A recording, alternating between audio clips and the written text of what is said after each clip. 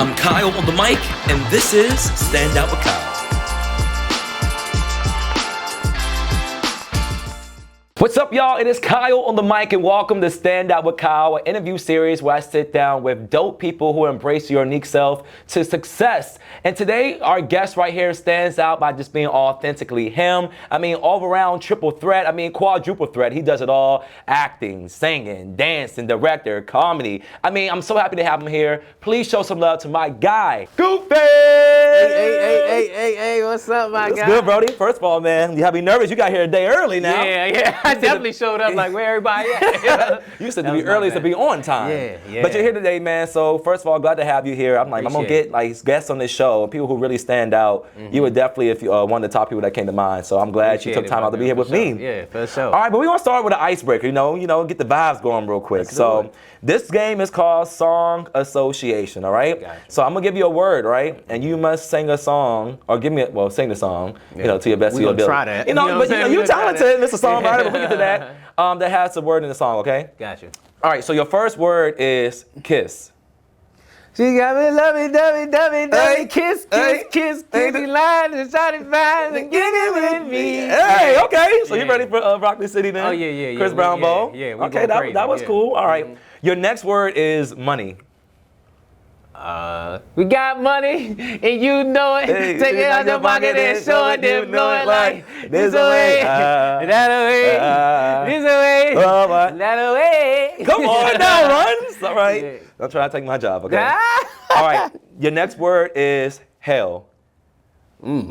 H-E-L-L. What the hell? Uh-huh. What the hell? I ain't even heard it yet. I just heard it on. What the hell, What the Stand Out with Kyle, right? Yeah, what the Stand Out with Kyle. All right, that works. All right, your last word is skins.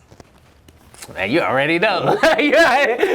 Hey, Commanders. Come on now. Skins. Hey. And Command, you know we gonna win tonight. Hey. We gonna win all right. Hey. Skins. Come on, Skins. Commanders. Come on, Commanders. All right, come on now. We got a season to get Yeah, to. we got no facts, but I want to start off with that. You literally made the song of the playoffs, I believe. Yeah. Like, talk about that experience, with the Washington Commanders. How y'all build that relationship, and because you were literally traveling with the team to all different states for the game. So how did that come about? Well, it came from just being a natural fan. Yeah. I was a natural fan, and I would move around, and then after every game, I would, go home, make my video. This even when they was losing, though. You know what I'm saying? We don't lose. We were loyal. We were loyal. Yeah. So when we started winning and it started going up, what happened was other cities and other states, Commanders fans started popping out from everywhere. Okay. So it blew up. Mm-hmm. So then. At the home games, they telling them, put them on a Jumbotron. Put them on a Jumbotron. We got to hype the city up. So ever since then, we kept connecting, and we just worked it out like that. No, facts. When you made that song first, you're just so quick with everything. Yeah. So when you writing a song, like what made you just come with that beat? I know you had the pocket, the go-go. I mean, it's all love to the city that keeps DC, the music that keeps DC going. But tell me about the process of making that song. Like, how did the studio time, getting a crew, come with the lyrics, like take us through that process. Man, honestly, it may seem like a big production, but it's just a little bit of fun. You know what I'm saying? You listening to a song in the car, you like, you hype about the Skins winning, and you just start going. I'm like, Skins, hey, Commanders, and then I call G Magic. Shout out to G Magic, because he got the studio and he's a producer. He made the beat and everything. Okay. I called him and I was like, I want to do this today. He was like, today? I was like, today. See, the power of having great connections, man. Yeah. So did Jaden Daniels, anybody react to it? Like, did any players? I think a couple of players liked it. Austin Eckler, he liked it. Okay. I can't say this dude. I think it's Mike something. I can't say his name. You know what I'm saying? But it's Mike with the cool name. Mike with the cool name. Shout out to Mike with the cool name. No, facts, when I literally said that, someone said you were the lucky charm. I saw comments like, you were the lucky charm to making this a successful season. Do you believe that? I mean, I appreciate it, but they were saying the other thing, too. Oh, what were they saying? If we lost, they was like, it's your fault. Oh! It's your fault. Why they keep putting them on the Jumbotron? It's his fault. I mean, but you were back-to-back with those songs. You did a version of Confessions. Yeah. Will Smith, that was just the Eagles. Yeah. Will Smith reposted that, Yeah, I showed was you not love expecting that. on his page. Will Smith has over several million followers. Yes, he and for does. him to put you on his page And tag me. and tag you don't be tagging. They like, there's no black boy from DC. Yeah. No, and tagged you. Talk to us like, where were you at when that happened? You know, how did you feel with that moment? Like, talk to us like, where you at when that happened? So I was actually at the Philly game when we lost, and we lost bad. Yeah, you know, we're standing out today. Yeah. Like, all great, all success stories. But no, we lost. You know, we lost, and I was on, Philly a little rough. Yeah. So you can't just be out lingering, especially after a loss. So I'm on my way. I went straight back to the hotel, and I'm in the hotel, and I'm preparing to make a video. I'm preparing to make a video about how, we still prideful, we still glad we made it here. And then in the midst of this, I'm I'm making a video, I'm crying in the shower, right? I'm crying in the shower, and then I'm scrolling, and I see Will Smith's name. I'm like, whoa. You know what I'm saying? Like, whoa. I'm thinking it's a fluke, like, like maybe I just happened to scroll past his page or whatever. And then I go and I see he tagged me. It turned into a whole celebration. I'm like, oh, we up. We up. I don't care. The loss is not a loss when Will Smith posts you. You know what I'm saying? Like, I was good. I was like, you know what? We won. And I know you were tagging people like, make sure you tag him. Like, let's do something else. So early congratulations. I know you're going to be on Bel Air. Season finale. I absolutely wish. You know what I'm saying? Oh, we had exclusive. So will Goofies be on Bel Air? Winnie Anto? Oh, come on now. All right, well, we can't say too much, but I mean, congratulations on your Bel Air role. I'm gonna say that. But like, did you get to have a conversation? Like, he DM you back? Like, was there any type of like with his team? No, he did like a couple more things, and I know, also, I've been, Martin, Will, so I'm in conversations that I know about. Let's just say that. Okay, can we get a little standout exclusive? Some in the works with Goofies, Martin, and Will. Oh, y'all, come on, stay tuned. What the hell, y'all? What the hell, he Will? What the hell, he Martin? But you met Martin as well. Now, let me tell you that you're like the golden child right now. Like two iconic men in the comedic industry. The bad boys. The bad boys. Yeah, the bad boys. Yeah. And the young boy. Yeah. The YN. The YN bad boy. Yeah. Talk to us about me and Martin. Like, you really went to one of his comedy shows. You went back there. He showed you love as well. Now, talk to us about that moment. How did that happen? Him embracing you. So you're like Thanos. You got all the rings. Man, I'm telling you. You got all the rings, my guy. Where's the ring for Commander's Command? I got a Commander's ring too. You did? Yeah, it's not from them, but I got one made. Well, you manifesting your real one. You are special. But talk to us about Martin. How was that? Will Smith, Martin, I have a relationship with his sister and his family. Martin's originally from here. So his family reached out to me and was like, I think you really need to meet my uncle, right? And then his sister, who is also his manager, reached out and was kind of like, you remind me a lot of him just watching your flow and your work flow. Facts. So she was like, we wish we'd have known about you when he was touring. So when he toured again, I was the call. So MGM. Yeah. So when I got that call, of course I was nervous. I went in there, I did my thing though. And then all his, he got a lot of sisters. Yeah. So all his sisters and his brother is his head of security. And then once they gave me the thumbs up, they was like, oh yeah, you family. You know what I'm saying? Whatever you want. Cause I accidentally, little backstory, I didn't know, I ain't never performed at the MGM before. I went down there and ate all Martin food. I'm thinking it's for all of us. And the security came down, the MGM security came down, was like, you gotta leave, And Martin brother was like, nah, he family, he cool. Dang. That's all right. No, family right there. Now, I want to talk about, this like, having a crew, having like this people together and family. Talk about us like growing up. Like, when you were a child, you talking about brothers and sisters. Do you have any siblings? I do. Surprisingly, people don't know I have a twin brother, fraternal. I have a twin brother, he's fraternal. I have a little brother, older brother, and an older sister. You got the whole the whole Bel Air up in there. Yeah, we got everything. Oh, thanks. So talking about growing up with your brother and sister, you think you're the funniest? Like, how did you tap into like your comedic niche? Well, I think we all funny. I think it's just different flavors of it, because somebody meet my little brother and be like, he funnier than you, you know what I'm saying? Or my twin brother, they always say he funnier than you, but he just got a whole different style. Got you. I think we all funny. We get it from our parents. Like my mother and my father, they like two firecrackers. You know, the type of people you be like, when they out, like, who is that over there doing something? You know what I'm saying? So I think we all funny. And I grew up, I grew up, I tell people this all the time. My mom moved us to a good neighborhood, but we was the poorest in that neighborhood. You feel what I'm saying? So we was like, when I went to other people's house next door to me, I'm like, oh, y'all got furniture. Like, you know what I'm saying? Yeah, we sit on roaches. Like, hey, yo, not roaches. It's a little different, but it's cool. We having fun. You know what I'm saying? No, facts. So during every holiday or something like that, were you always the one that was like entertaining the family, coming up with something creative? Like you said, all y'all were just entertainers or just funny. But like, how was it every holiday? To be honest, I was really like, I'm in my family. I'm more of the like, you know, I'm like, cause I don't energy, different people, like this stuff like that. Like everybody back up. But once it's secure and we in, you know, I'm dancing, I'm singing, I'm, you know, I'm doing all that. But if it's a bunch of people or some family I don't really be around like that, I'm kind of just on some. You might knock them out because I mean, you box too, right? Talk about the little in the boxing. It's like he all funny, but don't play with him. He may knock you out too. Now talk to us about the boxing journey too, because you did that younger as well. I started. So boxing is one of the things that kind of helped me like regulate being like a young man because you know, growing up we got all brothers. My father wasn't in my life for a long time, so we was bad. We was bad. And boxing, and I started in 8th grade, was the first time I seen like a group of men who was respected in a way, but still like looked at as cool and all of that, but had, you know, they going on. So I went in that heavy, you know, and I had been boxing, but I never like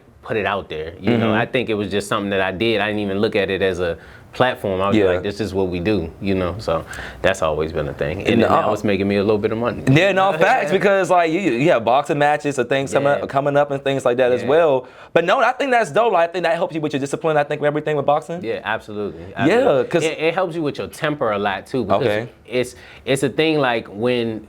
It's kind of like working out. Like when you know you're not in shape and stuff like that, and somebody say something, you're a little angry because you think they playing with you. Yeah. But when you know you could whoop somebody, you like, okay, brother. I can show you, but I can tell you. But do you think sometimes, like as comedians, like people sometimes try you a lot? Yeah, for sure, for sure. And it come with the territory because you kind of put especially being a social media comedian, you put yourself on this platform where you let everybody feel like they know you personally. Yeah. So they come to you in different ways. And a lot of people don't know how to approach people. So you got different things. Like my number one word that I hate when somebody like point in my face and be like, "You a clown." I'm like, that's not me. That's not it's me. like a clown. I put too much work in to be a clown. You know what I'm saying? Like, so, you know, but then also that's personal. So so I guess like class, were you a class clown when you were younger? Like were you a jokester? I would kinda. I can't say nah, because you'll ask some people and they be like, nah, you was cutting up. You know what I'm saying? But then sometimes I was just really chill. It depended on when I was comfortable when I was younger. You know. So you remember your first video you made, like your comedic video, like getting to social media when you first like what was the video you made when you like knew, okay, like this is something that I could take off and make this a career? When I knew it could be a career was it wasn't really a specific video. It was the reaction to a bunch of videos. Got you. Like, you had like Vine. You had all that. You like some people like this get the clout from like now, but you've been going on for a minute. I'm giving you flowers. You've been doing this for a minute. If you can make somebody laugh in 6 seconds, that's how you know that was it's legit. But go back to your first video. The first video that I do remember is I was it was young, it was, you know, a little immature before I was into brands, but what I was saying like when white people see you how they talk to you, and I just hit them with how you know what I'm saying, whatever. How are ya? Yeah. Then I got past the camera and act like, you know, somebody called police. You know what I'm saying? Like, but that was the first video that went up and everybody was like, you know, keep going. Then it became like, we want to pay you to be here and there, and I was like, oh, okay, this is real. Like, yeah, because you have so many characters. Like Nate, like what is one of your favorite characters to play? Jose.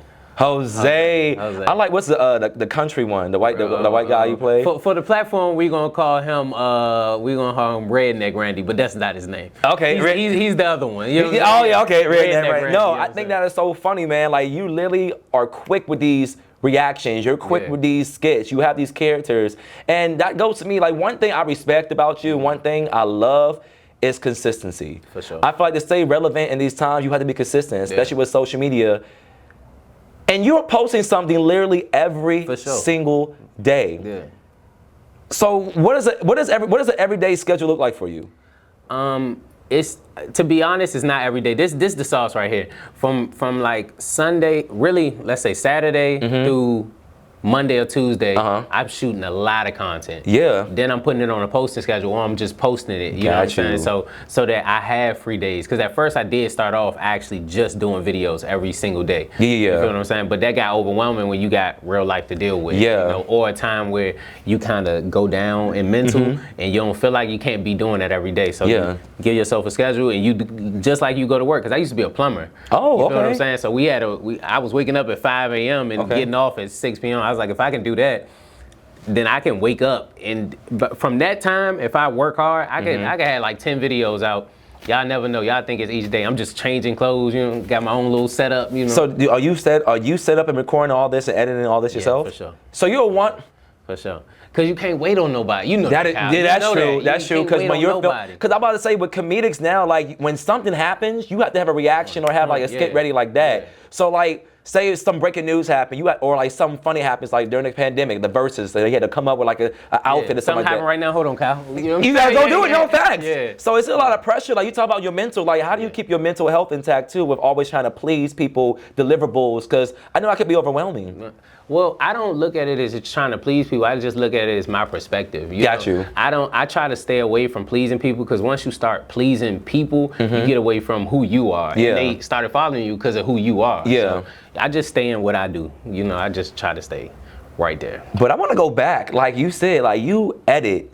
Yeah. Film, like, you know, what taught you the camera angles? Like, did you learn from YouTube University, or was it something like you just naturally just like picked up? Like, because a lot of people don't know that. They see the result and they think, okay, there's a team behind it, there's someone doing it. But you're as successful as you are, but you're still grinding, waking up, you know, disciplining yourself to get all this stuff done. So talk about how did you learn to do all this type of stuff? Because they need to hear this, because some people don't know that. Nah, facts. It's just what I wanted and needed to know. You know, it's the process of trying to get a cameraman. We all know when you don't have no money and people, you know, you got to respect everybody's time. Yeah. Or if you do get somebody who you don't pay, then they gonna get it to you when they get it to you. Exactly. It's like, can we do 24? Yeah, I get you in 24 days, not 24 hours. Real, facts. So what I started doing is going around cameramen, asking them questions like, you know, what kind of camera is that? What kind of lens is that? How did you make it look like that? Then I would look at the content that I love and be like, all right, how do I get that angle?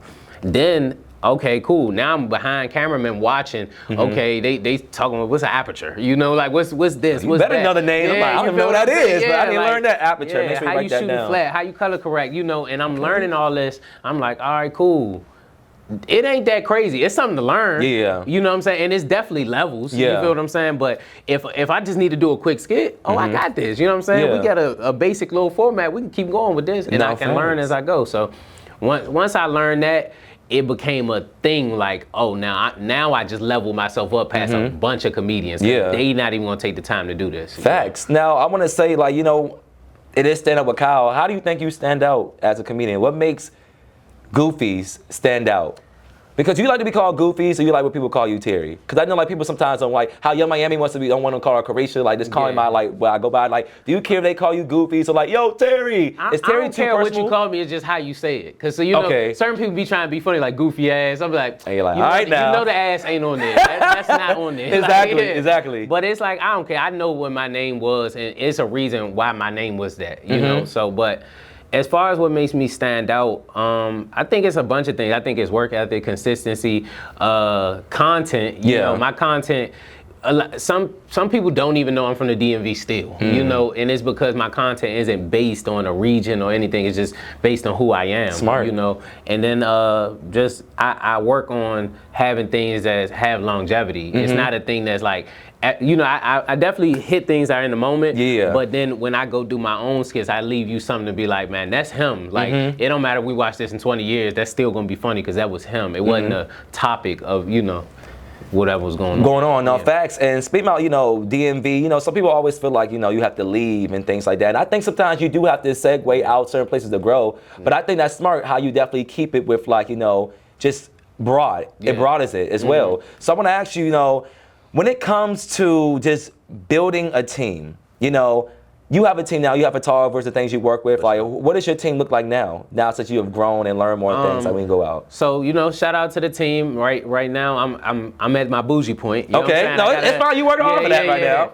I got a stylist, Vanilla. I got Lachelle and Twin. They are both photographers and sometimes videographers if I need them. You know what I'm saying? My manager, Brianna, and I have Lene, which she does like, if I'm shooting a movie or something, she'll do all the casting, all the, you know, the finding the sets, you know, bringing the people together. Because I don't be liking to talk to that many people. You know what I'm saying? It's like you want to. It's a boundary. You want to keep a boundary. Yeah, for sure. So you know what I'm saying. Shout out to the team and it grow. And most of my team is women, you know, except for Twin, you know. But you know, and that's just to keep the testosterone level. Yeah, facts. You know, a good balance. It get a little crazy when you telling dudes what to do for too long. Yeah. They be like, all right, bro. Your goofy ass. Like, hold on now. I told you. That's a trigger. Yeah. All right, that's a trigger. Hold on now. Then they come to the comedy show, they girl laughing too hard. Now I'm the problem. I was like, you knew what I was coming to do. Has that ever happened to you? A guy get mad? Absolutely, for sure.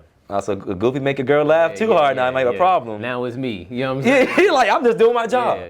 But you speak about films and everything, and I said you wear a lot of hats now as a director. Now talk about the projects you all had, because you had last day of school, you had Money Hungry Thanksgiving, and The Fight Before Christmas. Talk to us about your director role. What made you go ahead and want to tap into like doing films? Because you know, that's a great pivot. You know what I'm saying? Creating your own short films. Now I got to watch The Fight Before Christmas. I love, you know, just the quality of it, honestly. The quality, at first I didn't know. I was like, okay, we gonna see, you know, how this looks, you know, put out there. But no, for real, I respect the quality of what you do. That means you're really serious, because people put things out there sometimes and it's like, it's not ready. And you knew that. And you're forcing it, then when you get the feedback, it's like, you get mad, but it's like, if you knew you weren't ready, it's like, you know, it's cool. But the quality was good. You know, with you and the Grinch, you all boxing, you know, his heart, you know, when he saw the girl, then you knocked him out. Like, I love the whole flow of the film. So talk to us about just, you know, as being a director, talk about that avenue and why filmmaking was important to you. So with all them films, I appreciate you saying they look good, because all those was super quick films. We shot all of them films in 2 days. Wow. Come on, Tyler Perry. Yeah. We on the fly with it. And the reason why I stepped into the field, because I'm huge on build your own table. I never want to go to a Martin or Eddie Murphy and be like, what can you do for me? Put me on. Like, I want to be like, look, this what I got. How can we work together? You feel what I'm saying? So. In order to do that, I'm in the DMV. We ain't in LA where it's a bunch of movies going on that I can hop in. So I gotta make my own. You feel what I'm saying? Even if that's on a, you know, on that YouTube level. I did my movie Tubi is on. My movie The Kickback is on Tubi. Okay. That's the first movie I did that, you know, was on that level. You know, and just even doing that, it was just, hey, I want to do it. This is what I want to be a part of, so I got to make it happen. No, facts. And making it happen and put it out there on a big platform, I think that's dope. I mean, Tubi, you know, Tubi, Netflix, and then you're going to be at Magic Johnson Theater back at home. Facts. We're manifesting a full circle. But I want to tap back into just, you know, you said movies, making sure you put things out there. As a creative, sometimes you have an audience. And I think now, the audience now is different than it was back then. You know, people are a little bit more sensitive now. Absolutely. So when it comes to filmmaking, when it comes to, you know, making skits, doing live stand-up, you know, how, as a comedian, is it harder sometimes now, since the world is so sensitive, you can't really joke about something so much? Because I think comedy is like laughing at dark moments. Turn hurt into like laughter, you know. A lot of comedians went through a lot. Kevin Hart, Will Smith, Martin, Bernie Mac, the list goes on, Cat Williams, everybody has gone through something, and they turn it into this laughter. They turn the pain into laughter. So, you know, is it hard sometimes when you do overthink, or do you think it's hard to be a comedian when it's like a lot of sensitivity out there where everybody can just steer your words or make it more than what it is? So to that, I say you definitely have to think a little bit more. But if you good at what you do, your viewpoint is not, it's more fact. It's fact and comedy. So it's not like you just making fun of somebody or shooting somebody down or whatever. And that's my style of comedy. So I never really had that problem where a bunch of people be offended, but I have ran into the situation before to where it was like, all right, maybe the way I said it, but at any rate, I'm an artist. I'm gonna do what I do. You know what I'm saying? I got a clientele. You feel me? I'm gonna reach out to them. As long as I'm not just being blatantly offensive, I'm not really gonna switch nothing up. No, facts. You just like, I'm gonna still be quick on my feet, still be creative. At the end of the day, still stand out, being authentically me, because that's what's got me to this point right now. I want to ask you the difference. Some people say, you know, some people are social media comedians, and some people are really stand-up comics. What let us know, like, doing stand-up comedy, how hard is it? Because that's live. That's right there. You can't cut. Take two, like, talk to us about your first show and how you have grown since then, like how hard it is from a scale of 1 to 10. So, about to toot my own horn a little bit, but Go ahead, stand out, talk, yo. Yeah, like I was made for this, you know what I'm saying? Maybe I don't know if it was what I watched or what I do, but I was made for this. Now, I did have flaws, you know, I definitely had a lot of flaws, but I always had a presence where they was like, whoa, this youngin' really coming with it. But my first stand-up show, the one thing I did, because I was so nervous, I spoke so fast, I talked through anybody even being able to laugh, you know what I'm saying? Like, I was so nervous. So by the second show, my friends told me, and it was like, I was like, just put y'all hand up if I'm talking too fast. If y'all put y'all hand up, I'm like, yeah, y'all crazy. You know what I'm saying? Slow it like down. Words. You know? But as far as content, I always had the content on stage. I always been that guy where they was like, man, how long you been doing this? You know what I'm saying? I'll be like, I just started. You feel me? Like, And this coming up with the skits and things like that. Is that hard too? Because this the live in person stand-up comedy. Like, you know, what's the process with that? Because I know that isn't easy. So live stand-up is a rehearsed thing. You know, it's definitely improv. Like it's always you gonna read the room, see whatever you see, and be you. Yeah. But you have a set, you know, and then you work in and out of that based on what's going on. So that's a little different. The reason why it's hard in live because ain't no, you know, do-overs. Like what you say is what you say and how they react is how they react. Yeah.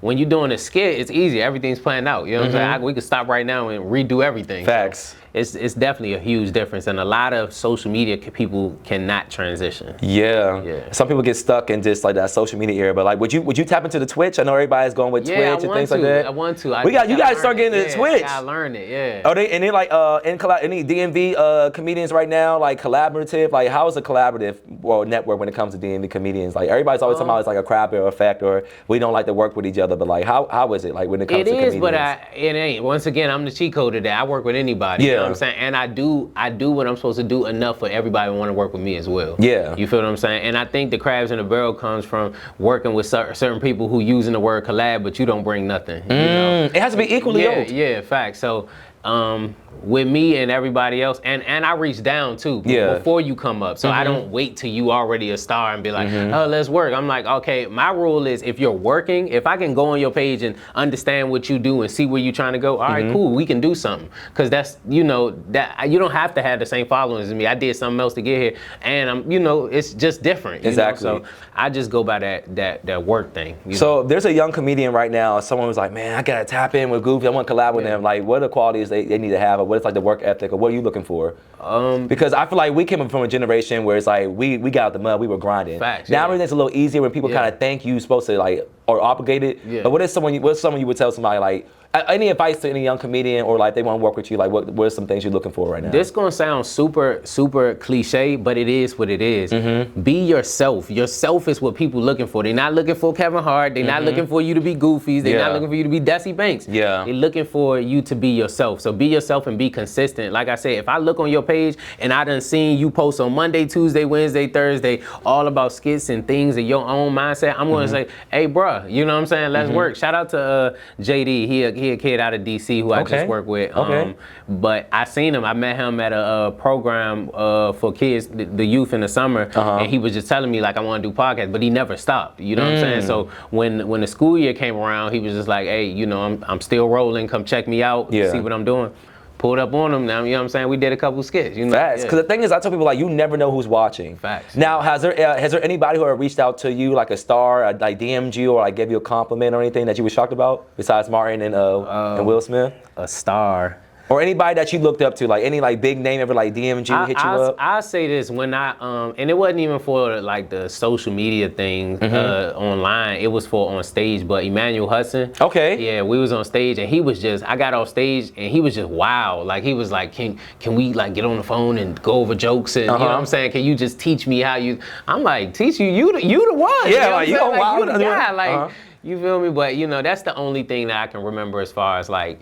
somebody who I would remember saying something like that. Like, and I'm gonna ask you, like, what is the best advice? And Cisco reached. Cisco? Yeah, I had did a video. You did? You had the little blog? Yeah, you did. Yeah. How was that? How was it, Cisco? He was cool. You know what I'm saying? I didn't know he was from Baltimore. Yeah, he is. So when I found that out, I was like, all right, cool. And then, you know, this made me funny, but Drew Hill, I didn't know they were named after Drew Hill in Baltimore. Yeah. I didn't know that. All right, don't beat me up now. DMV, Baltimore. Let's bridge the gap. Tell it's all love. What you want. Hey, come on and tell me what you need. Hey, come on, tell me. Take it over, Kyle. Go ahead. Tell me if it ain't good enough for you. Hey, yeah. Tell me. All right, so we don't have a comedy track? You should do a soundtrack. Yeah, I actually got one. Oh. I got one. It's older, but I got one. You got a sound? With all my characters. This is the first one I did. I took all my characters and did different songs for each character. And it's out right now? Yeah, it's on iTunes. It's on iTunes? Yeah. Is it on Tidal, all the streaming? I don't know. I just know it's on iTunes. I don't use the other Oh, check but that. But it should be, I guess, if it's on iTunes. Plug it real quick. Let them know where they can find it. I can't even remember that. It's Apple Music. Type in Goofies. Apple Music. Type in Goofies, and then, you know, yeah, it's going to come up. Just type in Goofies. Can I hear one song? Okay, Jose, no worry about it. I fix your car for 49 cents. Hey. Don't worry about it. Cucci caro, don't worry about it. Don't worry. Automobile, don't worry about it. Hey. Don't worry about it. I fix your toilet, don't worry about it. Don't worry. Come on now, come on. Hey, all right now, come on. Get the whole. That's what's up. That's different. And that's why you stand out, man. Yeah. That's why you really stand out. One more thing, like, you know, what do you manifesting next for you? Like, would you want to be on Wild 'N Out? Would you like? Was that something you want to do? Like, get into movies? Like, who is it you want to collab with next? You know, and what's like, you know, what are you manifesting next after this for Goofies? So, Wild 'N Out is cool. It's a stepping stone, though. You know, I haven't seen other than Kevin Hart, a comedian on there. I mean, Kevin Hart and Cat Williams, a comedian on there who's at the level that I want to be on. Yeah. You know, so it's a stepping stone. I feel like a lot of people get stuck there. So it's cool, I do it, but I want to move past that. A person who I would love to have done a video with or a movie with is Eddie Murphy. I want to do a video with Eddie Murphy. And a lot of people don't know. In Coming to America 2, the guy who's in that is from the DMV. He's from Bladensburg. I forgot his name. I forget his name, but he's from here. He's a comedian from here. But you know, he played his son in Coming to America. Okay. And I was like, man, I know they coming out with some new stuff. I know they working on stuff. I think him and Martin are working on the next Blue Streak. So, hey. So so Goofies on the big screen soon? Goofies on Netflix series soon? I'm trying to tell you, you know what I'm saying? Come on. Hey man, you've been doing it, you've been standing out. I'm manifesting that for you right there, right? Cat Williams, you know, he's unexpected, you know? Shout out to Cat. When I met Cat, I said, hey man, I'm a comedian. And he said, aren't we all? I said, that's a Cat Williams answer. I take that. You're like, all right, well, humble me a little bit, but we gonna see you soon. For sure. Hey man, Goofies, I appreciate you so much for being here on Stand Up with Kyle. Listen, you've been embracing yourself. Stay consistently you, stay authentically yourself. Your last name is Jones. My last name is Jones. Yes, sir. You know them Joneses do it the best. You know we keeping up with the Joneses. Come on, yo. There it goes. All right, we got a series. It's coming out soon. Keep up with the Joneses. No, for real, we can do that. Yeah, I'm here. Let's talk right here. Goofies, Kyle on the mic, Stand Up with Kyle. We appreciate you, man. Keep standing out. Let them know where they can follow you at. Also, all social medias. Plug in anything you have coming up too. Okay, y'all can follow me on all social medias at Goofies, that's GOOFYSSSS. It's 4 S's. I'm gonna be your favorite comedian with the big nose. Listen, in August, remember this date. In August, I don't know what exact date, but I'm gonna shoot my special. It's gonna be at Arlington Draft House. I'm gonna shoot my comedy special. Let y'all know how I really be on that stage, because y'all don't know that I'm vicious on that stage. I think this is just a social media thing. Ooh, come on. He said he can show you better than he can tell you, and that's why he stands out. Goofies, appreciate you, man. My God. This Stand Up with Kyle. Appreciate y'all for tuning in. Make sure you like, comment, and subscribe. And keep standing out. Let's get it.